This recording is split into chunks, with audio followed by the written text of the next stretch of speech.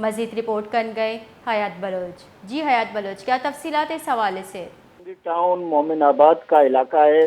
غیر اعلانیہ load shedding اور زائد بلنگ کے خلاف علاقہ مکینوں کی جانب سے احتجاجی کیمپ واجد شہید چوک پر لگایا گیا ہے، جس میں عوام کی بڑی تعداد موجود ہے، اور ان کا کہنا ہے کہ جب تک ہمارے جائز مطالبات تسلیم نہیں ہوں گے یہ احتجاج جاری رہے گا۔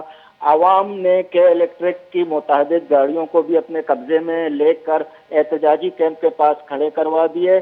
احتجاجی کیمپ میں سیاسی اور سماجی لوگ بھی مظاہرین کے ساتھ موجود ہیں۔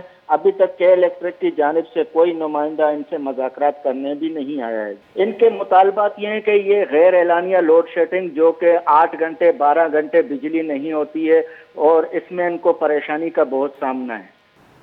بہت بہت شکریہ حیات بلوچ تفصیلات سے آگاہ کرنے کے لیے۔